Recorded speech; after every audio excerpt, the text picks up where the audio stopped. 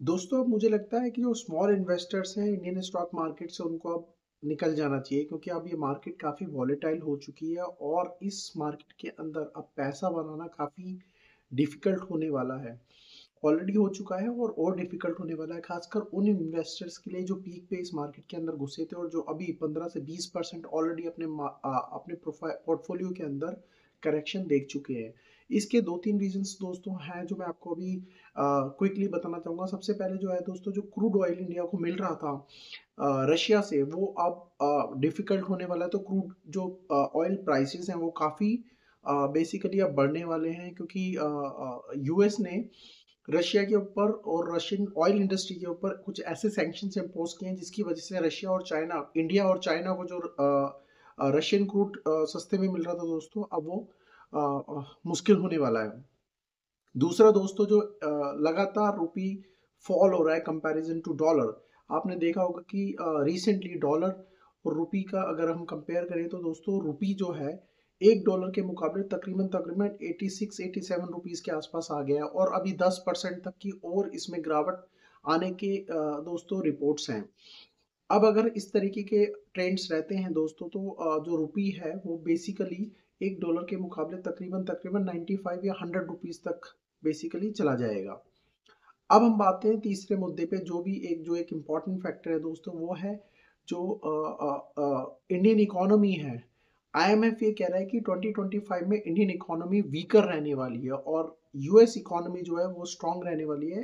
मतलब जो उनके अनुमान के मुताबिक जो था उससे कहीं बेहतर यूएस इकोनॉमी के ट्रेंड्स अभी देखने को मिल रहे हैं। अब अगर इन सब फैक्टर्स को अगर हम देखें मिला के दोस्तों, तो इंडियन इकोनॉमी और इंडियन स्टॉक मार्केट्स स्पेसिफिकली बड़ी ही डिफिकल्ट और वॉलेटिलिटी में बेसिकली फंस चुकी है। और अब इस मार्केट के अंदर जो इन्वेस्टर्स हैं, खासकर छोटे इन्वेस्टर्स जो हैं दोस्तों, उनके लिए पैसा बनाना बहुत डिफिकल्ट होने वाला है। और मैं ये बोलूँगा कि अगर आप छोटे इन्वेस्टर्स हैं और थोड़ी सी प्रॉफिटेबिलिटी अगर आपके पोर्टफोलियो में अभी भी बची है, हालाँकि मुझे पता है नहीं बची होगी, बट अगर बची है तो अब इस मार्केट से आपको एग्ज़िट लेना चाहिए और बाहर बैठने का टाइम अब आ चुका है दोस्तों। क्योंकि अगर आप इस मार्केट के अंदर आप ज़्यादा लंबा रहेंगे, तो इस वॉलेटिलिटी में आप अगर थोड़ा पैसा भी बना रहे हैं तो वो भी अब चला जाएगा। तो अभी खासकर वो लोग जिनकी पोर्टफोलियो ऑलरेडी 15 से 20% तक करेक्ट हो चुके हैं, उन लोगों को अब बड़ा कॉशियसली देखना होगा कि किस तरीके से अपना जो कैपिटल है उसको बचाया जाए, क्योंकि अब कैपिटल बचाना ही एक चैलेंज होने वाला है दोस्तों।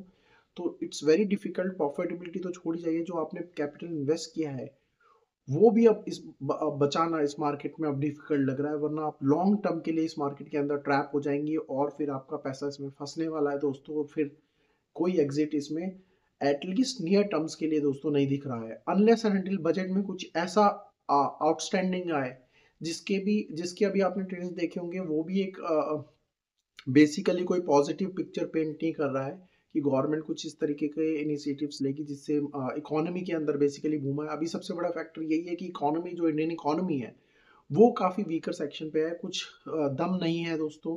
इन्फ्लेशन बढ़ रहा है, रुपी गिर रहा है। इस तरीके की मार्केट कंडीशंस में स्टॉक मार्केट में पैसा बनाना, जब वो भी तब जब कंपनीज की प्रॉफिटेबिलिटी भी लगातार गिर रही है, बाहर से पैसा नहीं आ रहा है, FIIs continuously Indian stock market से पैसा निकाल रहे हैं।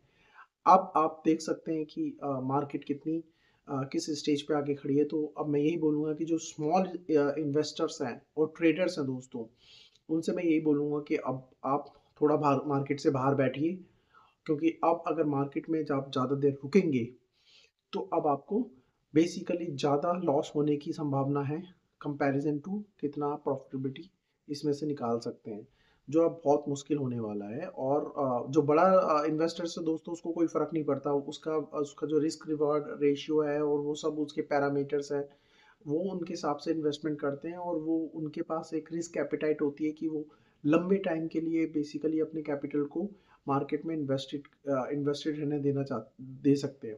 बट जो स्मॉल इन्वेस्टर्स हैं उनके लिए अब सिचुएशन जो है काफ़ी ट्रिकी हो गई है। तो अब इन्वेस्टर से यही बोल रहा हूँ, खासकर रिटेल इन्वेस्टर से, भाई अपने पैसे को बचाओ। अपने पैसे को बचाओ, इस मार्केट से अगर निकल सकते हो थोड़ा भी प्रॉफिटेबिलिटी के अभी फिलहाल, एटलीस्ट जब तक वॉलेटिलिटी बढ़ रही है, खासकर इस साल, अपने पैसे को बचाओ। धन्यवाद।